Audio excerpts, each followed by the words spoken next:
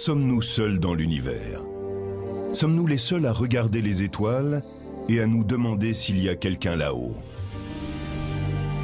Aujourd'hui, les spécialistes enquêtent sur la question de différentes façons. Certains utilisent d'immenses radiotélescopes et d'autres des sondes interplanétaires ou interstellaires. Si nous trouvons des extraterrestres, seront-ils doux et tendres? Ou les premiers d'entre eux que nous contacterons seront-ils simplement des machines réplicantes dont les créateurs seront morts depuis des millions d'années? Certains des plus grands spécialistes au monde explorent la question et sont à la recherche d'E.T.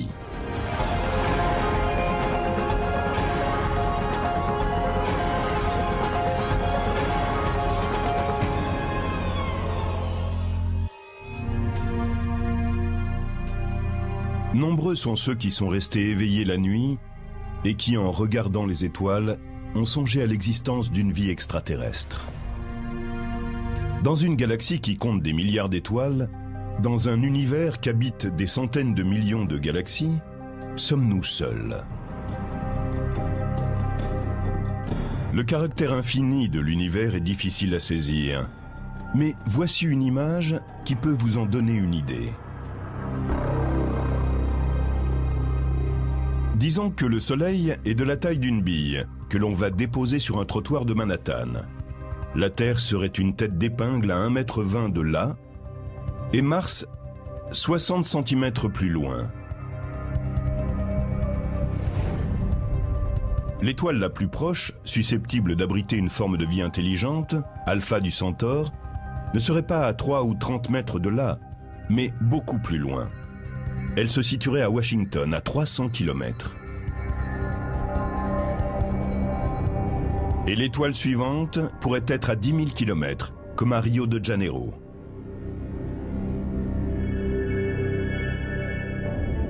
Mais si nous rencontrions par hasard des voyageurs de ces différents points du cosmos, à quoi ressembleraient-ils? Seraient-ils plus ou moins comme nous, ou fondamentalement différents? Pourrait-il être étrange au point de n'avoir rien en commun avec ce que nous connaissons, ce que nous avions imaginé ou même redouté? Beaucoup de spécialistes pensent que cette recherche doit commencer en examinant précisément la façon dont la vie s'est manifestée sur la Terre à ses débuts. Au début des années 50, deux chimistes de l'Université de Chicago ont émis des hypothèses sur la composition chimique qui a permis l'éclosion de la vie. Le prix Nobel Harold Urey et un chercheur de son laboratoire, Stanley Miller, recréent en laboratoire les conditions de la soupe originelle. Ils injectent du méthane, de l'ammoniac gazeux, de l'hydrogène et de l'eau dans un système stérile de ballons et de tubes en verre, ces substances étant censées abonder sur la Terre lors de sa création. Si l'on met tout cela dans un récipient et qu'on y ajoute une forme d'énergie pour provoquer une réaction, que va-t-il se passer? Quelle réaction va-t-on obtenir?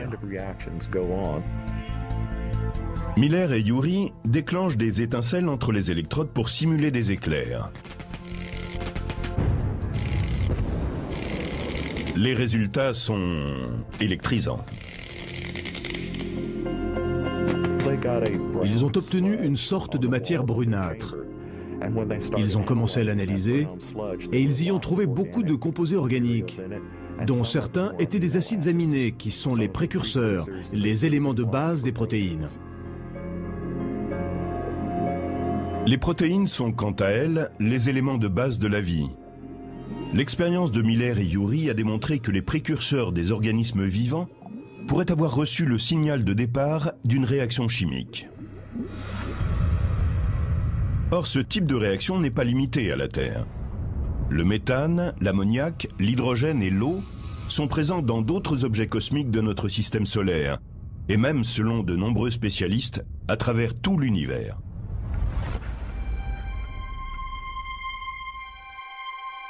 L'astronome Carl Sagan, en parlant de cette expérience, a noté qu'aucune autre n'a fait davantage pour convaincre les spécialistes que la vie pourrait prospérer partout dans le cosmos. Mais la présence de l'eau est la clé de l'expérience. Une réaction chimique de ce type ne peut avoir lieu sans elle. L'eau est parfaite pour dissoudre les matériaux. Elle fait cela bien mieux que la plupart des autres liquides. Et elle permet de dissoudre toutes sortes de nutriments et de produits chimiques, des éléments qui peuvent agir comme des catalyseurs et qui suscitent la production de substances chimiques nécessaires à la vie. L'eau stocke très bien tous ces éléments chimiques. Sur la Terre, on trouve aussi de l'eau dans certains environnements extrêmes, et elle y abrite certaines formes de vie. Celle-ci prospère dans les océans à des profondeurs que la lumière du soleil ne peut atteindre, ou encore dans des crevasses rocheuses humides, en dessous de la surface de la Terre. Et même, par exemple, dans un ancien lac californien, dont le taux de salinité excède 10%, ce qui représente 3 fois celui de l'océan.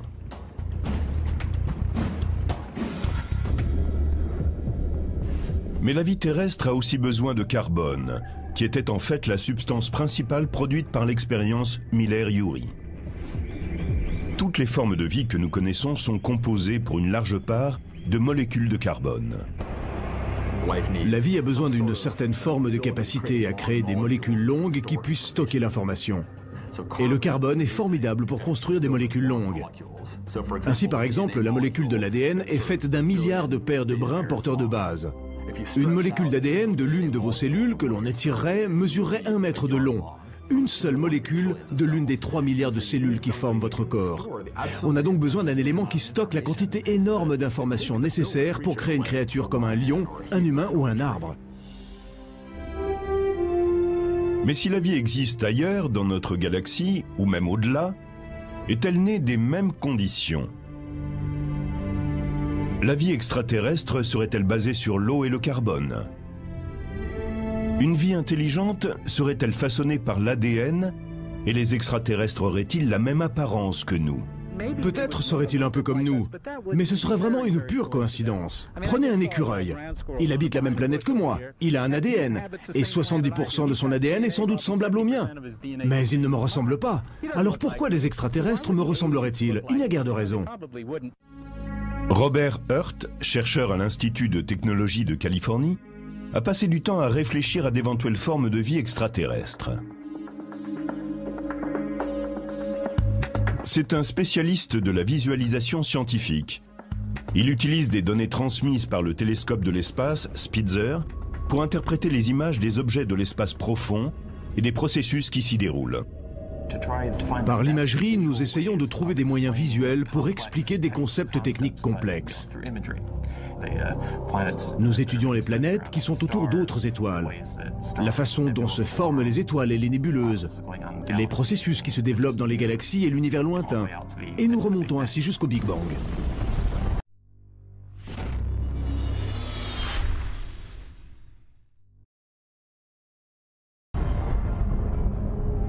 Robert Hurt a accepté pour nous d'utiliser les données scientifiques que nous avons pour imaginer une forme éventuelle de vie extraterrestre. Il a choisi comme lieu d'expérience Jupiter. C'est un vrai défi étant donné que la planète est en fait une boule de gaz géante. Nous avons ici une planète où il n'y a pour ainsi dire pas de sol. L'atmosphère est essentiellement composée de gaz d'hydrogène et d'hélium, bien qu'elle soit riche en composés organiques. Quand on s'enfonce dans cette atmosphère, elle devient de plus en plus chaude et la pression augmente également. Donc la question est, que peut-on faire? Que peut-on imaginer de vivant dans un environnement comme celui-ci? En se référant au seul modèle de vie que nous connaissons, les organismes terrestres, Hurt a commencé par se demander ce qui était indispensable à l'émergence de la vie sur Terre. Vous avez besoin de sources d'énergie. Vous avez besoin des substances chimiques dont la vie terrestre a besoin pour construire les matériaux dont elle est faite.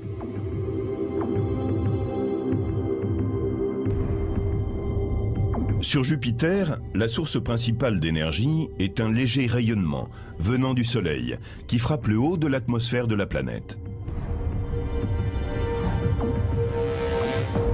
Et la seule source connue d'éléments chimiques qui puissent servir d'éléments de base pour une forme de vie sont les composés organiques qui tourbillonnent dans la couverture nuageuse de Jupiter. En essayant d'imaginer une forme de vie qui s'appuierait sur ces deux points, Le docteur Hurt s'est souvenu d'une idée émise à l'origine par Carl Sagan dans les années 70. Une sorte de ballon vivant fait de gaz. Une telle créature pourrait rester en l'air dans l'atmosphère de Jupiter. Maintenant, bien sûr, il y a un problème sur Jupiter. C'est que l'atmosphère est déjà constituée du gaz le plus léger qui soit, l'hydrogène. On ne peut donc pas vraiment avoir un ballon plus léger que l'hydrogène. Donc, si on veut un ballon qui puisse flotter dans l'atmosphère de Jupiter, il faut qu'il soit rempli d'air chaud. Robert Hurt a inventé un organisme extraterrestre qui ressemble plus à une plante qu'à un animal. On aurait donc un ballon en forme de plante qui flotterait car il serait gonflé d'air chaud.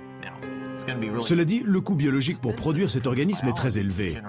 On pourrait donc imaginer une créature à la peau très foncée et très fine, ce qui permettrait aux rayons du soleil de chauffer le gaz à l'intérieur.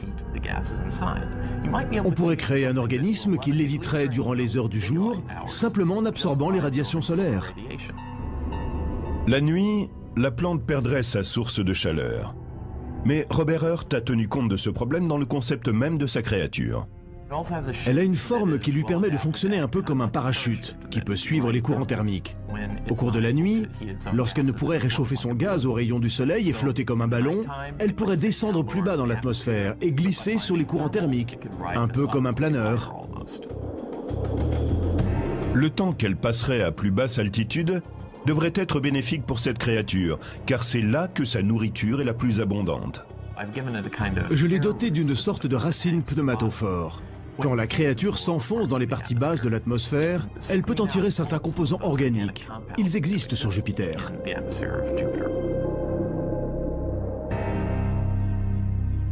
Bien sûr, la création du Dr Hurt, cette plante ballon jupitérienne, n'est pour l'instant qu'un exercice inventif et divertissant, bien qu'il soit tout à fait fondé scientifiquement.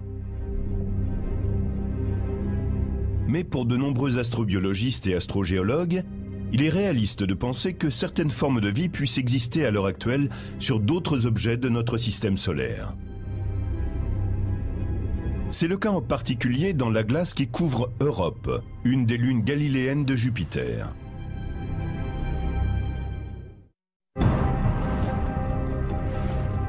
À 500 millions de kilomètres de la Terre, en orbite autour de ce géant gazeux qu'est la planète Jupiter, se trouve ce qui pourrait être le refuge de la vie extraterrestre dans notre système solaire, Europe.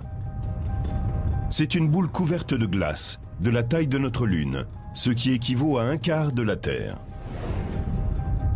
Les spécialistes pensent que la glace qui couvre cette Lune est un océan d'eau liquide. Cette hypothèse est appuyée par le fait qu'Europe conduit le champ électromagnétique émis par Jupiter. Ce phénomène de conduction est l'indice, en tous les cas nous le pensons, de la présence d'eau salée à l'intérieur d'Europe. On pense que cette couche d'eau pourrait avoir une épaisseur d'au moins 150 km. Souvenez-vous qu'Europe est de la même taille que la Lune, ce qui veut dire que même si elle est plus petite que la Terre, elle contient 2 fois plus d'eau liquide que tous les océans de notre planète.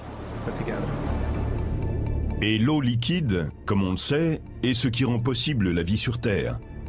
Les scientifiques à la recherche de formes de vie extraterrestres se penchent attentivement sur le statut d'Europe.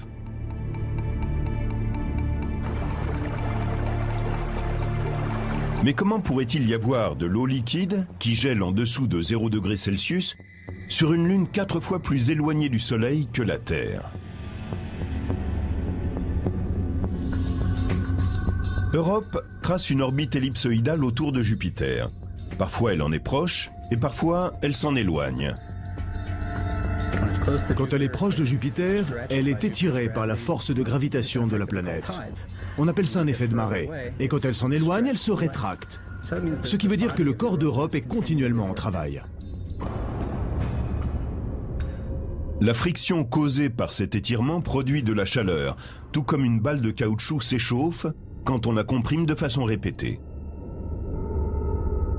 Ce processus lié à l'effet de marée pourrait produire assez de chaleur pour garder de l'eau sous forme liquide sous la surface d'Europe.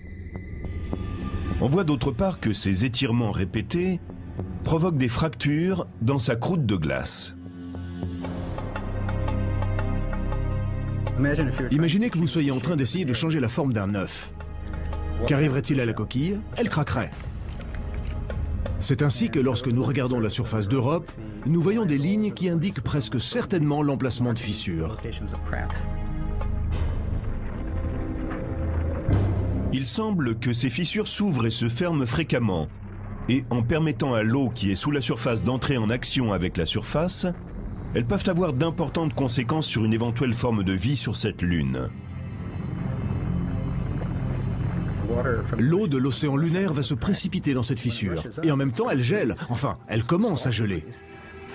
Quelques heures plus tard, quand la fissure se referme, elle presse cette eau gelée et de la neige fondue remonte à la surface. C'est pour cela que nous voyons sur Europe ces lignes qui, dans la plupart des cas, sont doubles et s'allongent de chaque côté de la fissure. La majeure partie de l'eau est éjectée de la fissure et retourne en arrière, vers l'océan qui est en dessous. Et il semble qu'elle puisse alors transporter sous la surface certains éléments nécessaires à la vie. Au-dessus de la glace qui couvre Europe, on trouve de l'oxygène. Il a été séparé de l'eau lorsqu'elle était sous forme de glace, par des particules chargées par le champ magnétique de Jupiter. La surface d'Europe semble de plus abriter des composants organiques qui viennent de comètes et de morceaux de comètes. Voici encore un ingrédient important pour la vie.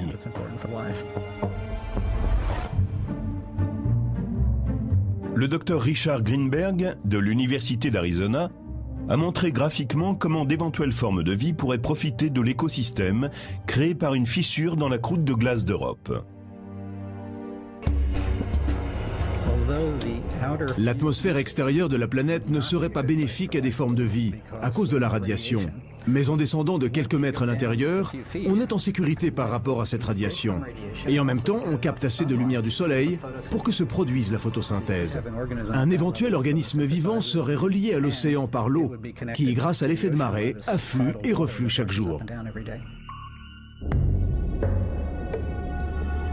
Une journée sur Europe est beaucoup plus longue qu'une journée sur Terre, près de 3 fois et demi. Cela donne le temps aux organismes mobiles de s'aventurer dans la fissure. On pourrait imaginer d'autres organismes qui s'accrochent au mur de ces fissures et exploitent simplement les flots de l'eau de l'océan qui passent chaque jour devant eux.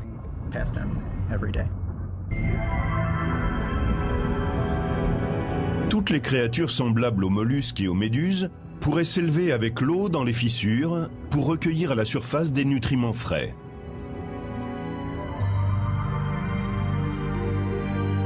Dans les océans couverts de glace d'Europe, la vie pourrait aussi trouver de l'énergie et des nutriments d'un autre endroit que la surface glacée. Il est possible que la chaleur résiduelle du cœur de cette lune ait fait naître des évents hydrothermaux sous-marins. Sur Terre, ce type de système abrite de multiples formes de vie exotiques. Ce qui se passe, c'est que l'eau qui est très chaude et contient beaucoup de métaux lourds passe à travers l'eau du sol et est injectée dans l'océan même. Il y a là beaucoup de composés chimiques dont la vie peut se nourrir.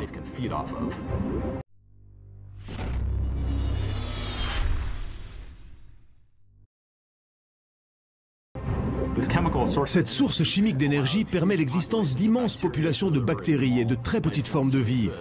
Il y a tout un écosystème, une chaîne de nourriture, qui permet à différentes sortes de poissons et de vers de prospérer dans ces endroits. Depuis quelques années, on discute de l'opportunité d'envoyer sur Europe un vaisseau qui pourrait pénétrer la glace et prouver la présence de vie. Mais Richard Greenberg, un expert de cette lune, pense qu'il serait possible de découvrir des signes de vie sans pénétrer la glace. Si nous envoyons un vaisseau spatial sur Europe pour chercher la vie, cela pourrait être assez facile d'y arriver, plus facile qu'on ne l'imagine généralement. On s'est essentiellement posé les questions suivantes. Comment faire pour traverser ces kilomètres de glace? Pour descendre au fond des océans? Comment percer la croûte glacée? Ou la faire fondre pour passer au-delà? Mais ce ne sera pas nécessaire. Si l'on arrive à se poser à un endroit où le matériau, que ce soit sous forme de liquide ou de glace, est remonté récemment de l'océan, on pourrait y trouver des traces d'organismes. Ou bien, si l'on peut se poser intelligemment dans un endroit actif, on pourrait y prélever des échantillons d'eau océanique réellement fraîche. Selon certains, le risque dans ce cas serait de contaminer la lune glaciaire. Si des micro-organismes s'embarquaient clandestinement dans un vaisseau qui atterrirait à la surface d'Europe et qu'ils trouvent leur chemin dans l'eau liquide, nous pourrions plus tard nous rendre compte que la vie que nous aurions cru avoir découverte sur Europe viendrait de chez nous. Mais il existe une autre lune éloignée, quelque part ailleurs dans notre système solaire, qui ne risque pas d'être contaminée par nous, tant la vie y serait différente.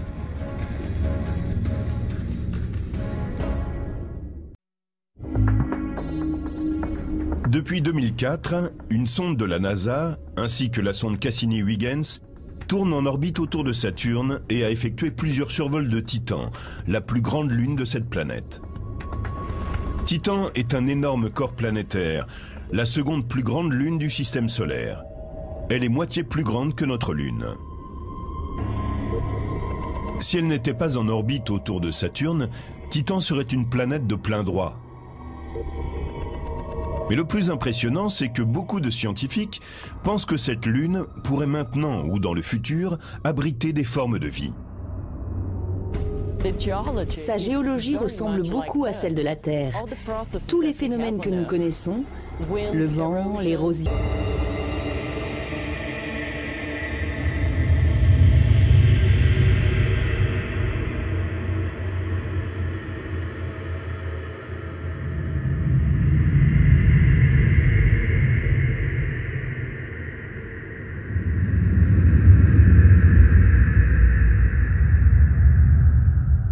les lacs, le volcanisme, la formation des montagnes, les cratères.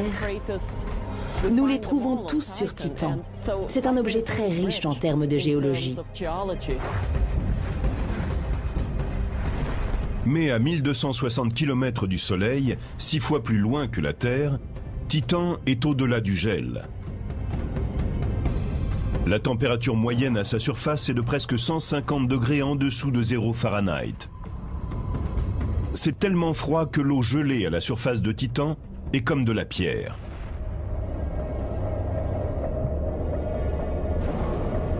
Les pierres de cette photo prise par la sonde Huygens sont en fait de l'eau. Il y fait tellement froid que les hydrocarbonés comme le méthane et l'éthane, qui sont à l'état de gaz sur Terre, sont à l'état liquide à la surface de Titan. L'orbiteur Cassini en a aperçu au cours de son vol. Nous voyons ce qui semble être du matériau organique à la surface. Et nous voyons aussi de vastes étendues de liquide. Mais ce n'est pas de l'eau. C'est du méthane, dans lequel est peut-être dissous de l'éthane. Il y a d'immenses lacs, de la taille de petites mers.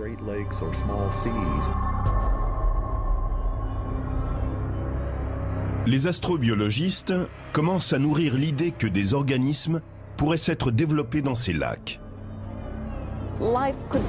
La vie y serait très particulière. Nous avons pensé à la vie en termes d'eau et d'eau liquide, mais pourrait-il y avoir de la vie dans les hydrocarbonés liquides? Peut-être. La vie sur Terre existe dans certains endroits très difficiles, où vous ne vous attendriez pas à trouver de la vie. Et nous appelons ces organismes extrémophiles. C'est parce qu'ils aiment vivre sous des conditions extrêmes. Par exemple, nous sommes ici sur le lac Mono, un lac très alcalin où l'on a trouvé des extrémophiles.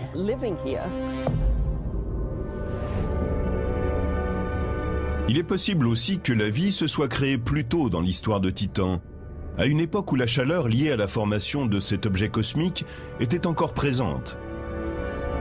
Les conditions auraient été alors similaires à celles qui régnaient sur la Terre lors de sa formation.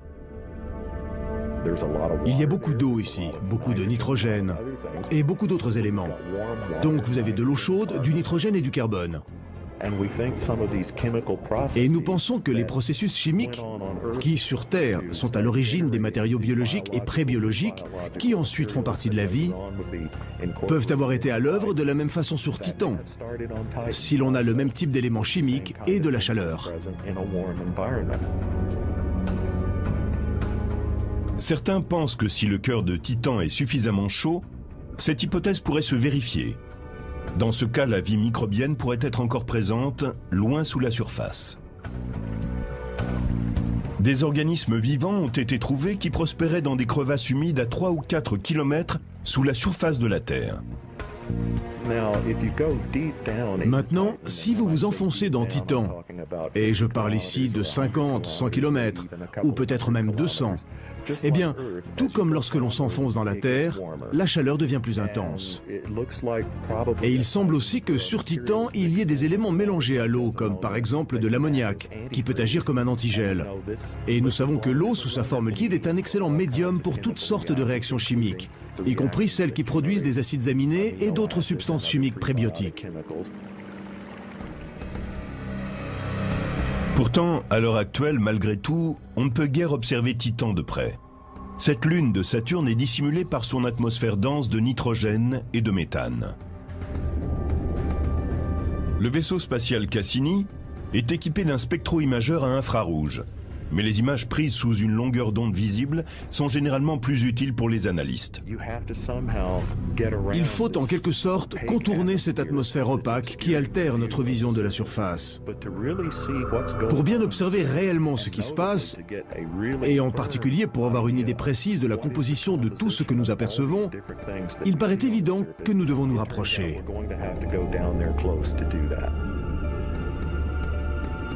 La sonde européenne Huygens s'est posée sur Titan et a envoyé des images vers la Terre, mais elle ne peut se déplacer à la surface.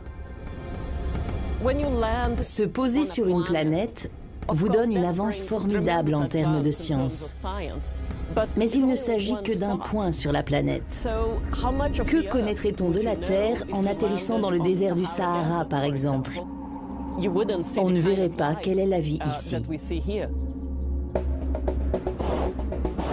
Pour explorer les vastes espaces de Titan, on pourrait utiliser un appareil qui travaillerait un peu comme les ballons d'air chaud que nous avons sur Terre.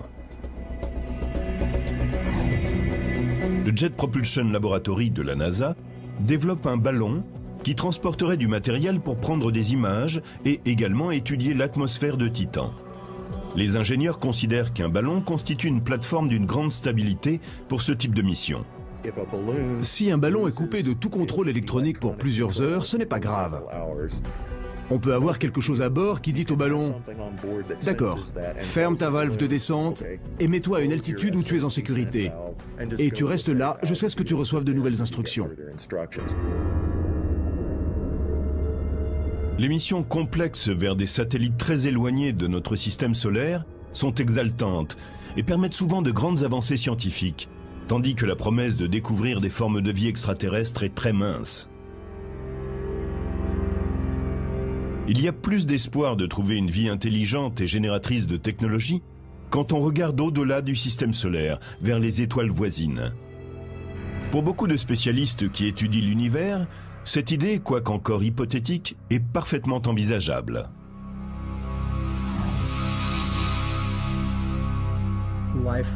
La vie tend à évoluer pour rencontrer de plus en plus de succès. Et il semble que sur Terre, une des choses qui permettent aux organismes de réussir, ce soit de devenir intelligents. Donc il me semble fort possible qu'il y ait des créatures dotées d'une certaine forme d'intelligence sur d'autres planètes. Si l'une de ces formes de vie a débuté des milliards d'années avant le système solaire, elle a peut-être pris 1 milliard d'années de plus que nous pour arriver au même point. Mais maintenant, c'est le bon moment. Et les terriens sont à l'écoute tout autour du globe avec leur radiotélescope. Oh, well, howdy doody, boys and girls! Nous envoyons des signaux dans le vide depuis des décennies. Toutes les émissions, toutes les ondes radio FM, toutes les transmissions télévisées partent vers l'infini pour l'éternité. Quelqu'un, quelque part, pourrait-il les entendre ? Et combien de temps faudrait-il à nos signaux radio pour couvrir la distance?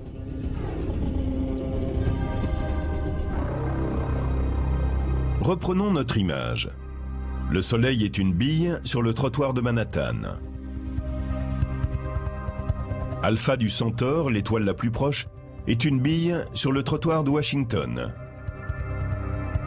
Une étoile plus lointaine sera une bille placée à Rio de Janeiro. Une fusée lancée depuis la Terre, le trottoir de Manhattan, mettrait 75 000 ans pour atteindre Alpha du Centaure, celui de Washington. Et la même fusée aurait besoin de 2 millions d'années pour atteindre Rio, une étoile située à 100 années-lumière de là. Heureusement, un signal radio est beaucoup plus rapide qu'une fusée. Il file à la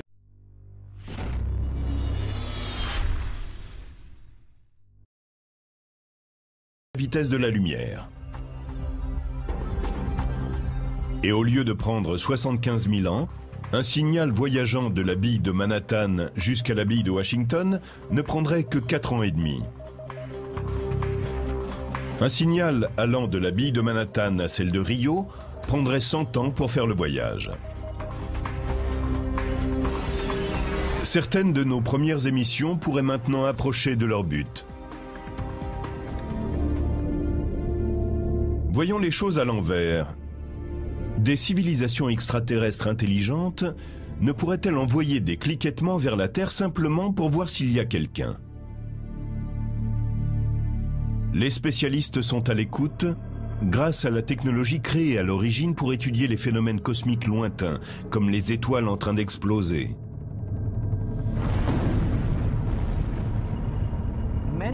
De nombreux phénomènes produisent des ondes radio. En les étudiant, on obtient des informations sur ce qu'il y a ailleurs et comment ça marche. Le fait d'utiliser les antennes radio pour étudier l'univers est une idée qui date d'avant la Seconde Guerre mondiale. Les immenses antennes radio utilisées aujourd'hui, ce qu'on appelle des radiotélescopes, sont tellement perfectionnées et sensibles qu'elles peuvent facilement détecter l'énergie d'une puce en train de dormir. Ce ne sont que de grands réflecteurs, au fond. Des ondes radio arrivent et tombent autour de nous sur toute la Terre. Certaines de ces ondes radio vont donc tomber sur ces antennes. Elles se réverbèrent sur ce grand miroir et sont concentrées après vers un amplificateur très sensible. Ensuite, des signaux sont envoyés via des câbles jusqu'à une pièce de contrôle où des récepteurs sensibles analysent cette énergie des ondes radio.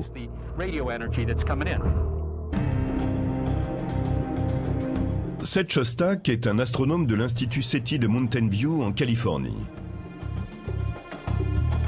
SETI signifie « recherche d'une intelligence extraterrestre ». Ici aussi, on utilise des radiotélescopes, mais pas pour étudier des phénomènes cosmiques naturels. C'est exactement la même technologie qu'on utilise pour chercher des signaux qui sont non pas émis par la nature, mais par exemple par E.T. Et comment fait-on la différence? Le type de signal que nous recherchons est ce qu'on appelle un signal à bande étroite. C'est un signal qui est à un seul endroit de la longueur d'onde. Il est sur une seule fréquence. C'est ce qui indique qu'il est envoyé par un émetteur et non par la nature. Bien sûr, ce ne sont pas des scientifiques qui font ce travail d'écoute, mais des ordinateurs. Nous avons des récepteurs spécialisés qui font le travail et des ordinateurs qui contrôlent les récepteurs. En général, ceux-ci contrôlent 100 millions de canaux en même temps. Si un ordinateur voit un signal qui lui paraît pouvoir être une forme de vie extraterrestre et non un radar d'aéroport ou un satellite de télécommunication, il va suivre ce signal. Et si cela commence à lui paraître intéressant, que cela peut être le grand truc qu'on attend, alors il nous contactera et attirera notre attention dessus. Pour l'instant, aucun signal de ce type n'a été détecté. Mais l'Institut SETI continue fidèlement ses recherches, et à juste titre, selon beaucoup d'astronomes réputés. Absence de preuve ne signifie pas preuve d'absence. Donc nous ne pouvons pas dire que du fait que SETI n'ait rien trouvé jusqu'à présent, c'est qu'il n'y a pas d'autre civilisation intelligente quelque part. Non, on ne peut pas dire cela. Et je soutiens la poursuite de ces recherches. Il y a des centaines de milliards d'étoiles dans notre galaxie et des centaines de milliards de galaxies dans l'univers. En considérant simplement ces chiffres, je serais surpris qu'il n'y ait pas une forme de vie intelligente quelque part dans l'univers. Mais les objets cosmiques sont si nombreux. Comment les astronomes de SETI déterminent-ils l'endroit exact où ils vont porter leurs efforts et diriger leurs télescopes? Ce qu'on veut, c'est capter des systèmes stellaires qui ont une chance de posséder une planète comme la nôtre et d'abriter une forme de vie intelligente. Mais nous ne savons pas vraiment quel type de planète dépend de ces étoiles. Nous avons une longue liste de millions d'étoiles relativement proches. C'est notre jardin cosmique et nous ne faisons que tracer notre voie parmi elles. Et qu'arriverait-il si un jour, un télescope radio SETI captait un signal qui ressemblerait à ce qui pourrait être une transmission extraterrestre? Une chose que vous feriez certainement si vous captiez un signal, c'est de dire « je n'y croirais pas avant que quelqu'un d'autre l'ait vu aussi ». Parce qu'il peut y avoir des bugs dans le système informatique. Donc ce que vous feriez, au moment où vous pensez que ça a l'air réel, est d'appeler quelqu'un d'un autre observatoire radio qui a les mêmes antennes que vous. Et vous lui diriez « écoute, regarde cette partie du ciel à telle fréquence radio, regarde cette partie de la longueur d'onde, et vois si tu trouves quelque chose ». Et si c'était confirmé par 2 ou 3 observatoires, je pense qu'à ce moment-là, vous pourriez tranquillement organiser une conférence de presse.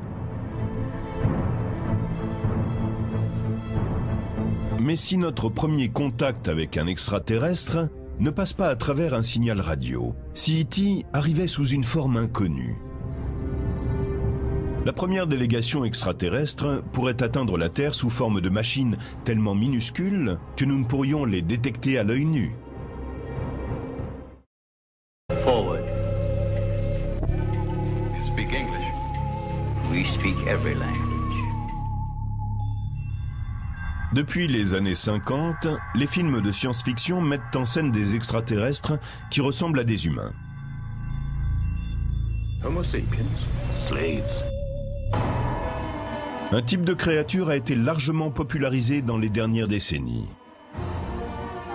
Les ufologues enthousiastes pensent que des militaires américains ont découvert des corps issus d'un vaisseau spatial extraterrestre qui se serait écrasé dans les années 50.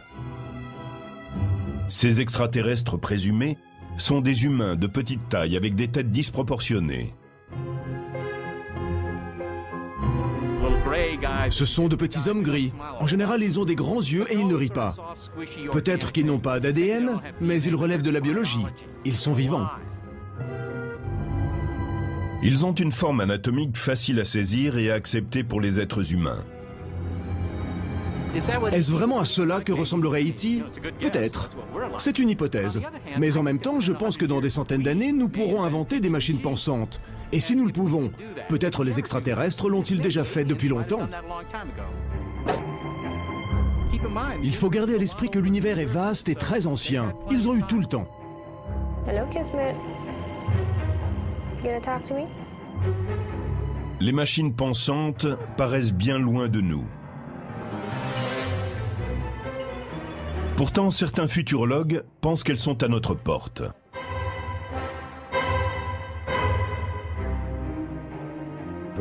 Nous réduisons la taille des transistors sur les circuits intégrés. Tous les 2 ans, nous pouvons mettre 2 fois plus d'informations sur une puce. Et en étant plus petit, cela va de plus en plus vite. Et ce sera encore le cas pendant des décennies. Aujourd'hui, je peux avoir dans ma poche un ordinateur qui est des milliers de fois plus puissant que celui que je partageais avec des milliers d'étudiants et de professeurs quand je suis arrivé à MIT dans les années 60. Ray Kurzweil est convaincu que la puissance et la vitesse des ordinateurs surpasseront rapidement celle du cerveau humain. Prenez l'estimation la plus modeste quant au volume de calcul nécessaire pour simuler le cerveau humain. Elle est de 10 puissance 10 à 10 puissance 16 calculs par seconde. Cela dit, il y a des estimations plus basses encore. Mais prenons l'estimation haute parmi les plus modestes. Nous aurons cela pour $1 million vers 2020 et pour $1 vers 2030. Nous aurons tout cela dans un super ordinateur dans quelques années.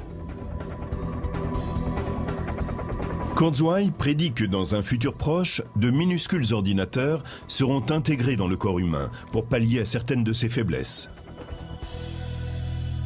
Nous avons déjà commencé.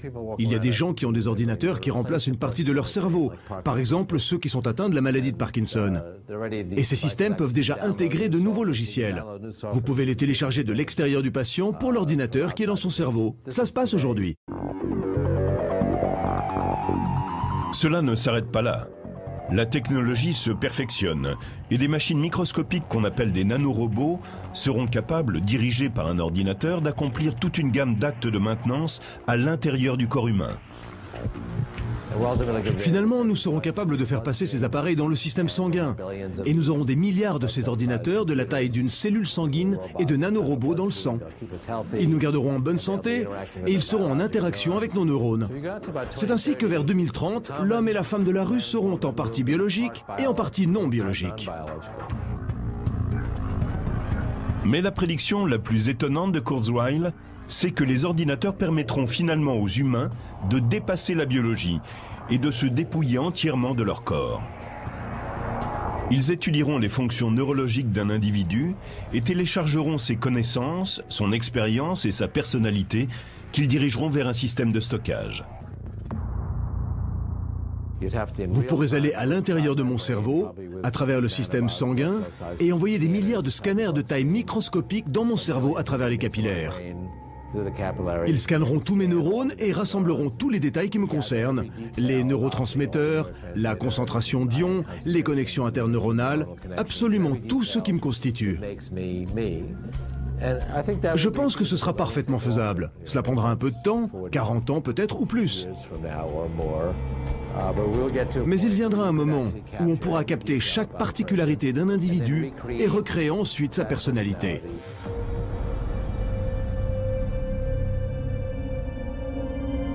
Les implications de tout cela sont bouleversantes, et parmi elles, la perspective d'immortalité.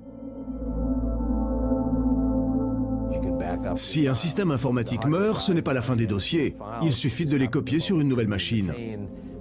Toutes les caractéristiques de votre machine peuvent être préservées. Vous pouvez en faire une copie. Les machines elles-mêmes seront assez intelligentes pour se reproduire et améliorer régulièrement leur design. Nous voyons déjà des systèmes qui se reproduisent seuls dans les ordinateurs. Par exemple, un virus, c'est une entité. Ce n'est pas physique, c'est juste un élément de logiciel, mais qui est capable de se copier lui-même. Et c'est ainsi que quelqu'un peut expulser un virus qui est en train de se copier lui-même et ensuite le propager par Internet. Voilà ce qu'est l'auto-reproduction. Et bien sûr, ces machines intelligentes, qui sont à la fois immortelles et beaucoup moins vulnérables aux radiations et autres dangers cosmiques, seraient capables de survivre à de longs voyages interstellaires. C'est un raisonnement qui amènerait Kurzweil et les autres futuristes à penser que notre première rencontre extraterrestre a plus de chances de se produire avec des machines intelligentes qu'avec des créatures biologiques. Ils n'enverront pas de grandes créatures mollassonnes, mais de petits systèmes microscopiques non biologiques. Et c'est ce que nous allons faire, nous aussi. Qu'elle soit intelligente ou non, biologique ou pas, la découverte d'une forme de vie extraterrestre serait sans doute la révélation scientifique la plus importante de l'histoire de la civilisation humaine. Certains affirment que cela pourrait même avoir une influence très positive sur la conception humaine. Je pense que cela changerait réellement notre perspective en tant qu'individu. En tout cas, cela nous montrerait que nous sommes une espèce parmi d'autres dans un monde, dans un univers, et que nous ne sommes uniques que parce que nous sommes. Et si cela ne nous donne pas la force de dépasser certaines de nos différences stupides, je ne sais pas ce qui se passera. Je pense que c'est une des meilleures choses qui pourrait nous arriver. Certains pensent qu'un éventuel contact avec une civilisation extraterrestre ne provoquerait aucune panique dans les rues. At the proper moment, the invasion will be launched from our platforms. I'm getting out of here. Stay where you are. Je pense que les humains sont beaucoup plus prêts qu'on ne le pense à rencontrer les extraterrestres. Nous sommes beaucoup plus souples et ouverts à ce genre de choses. Et l'idée selon laquelle nous serions en proie à la panique et que notre société exploserait me paraît bien réductrice. Mais si nous ne trouvons jamais de réponse, si nous n'entendons jamais de signaux extraterrestres, si nous ne rencontrons jamais d'espèces intelligentes en dehors de la nôtre, dans ce cas, le silence est aussi à sa manière une réponse d'une grande profondeur.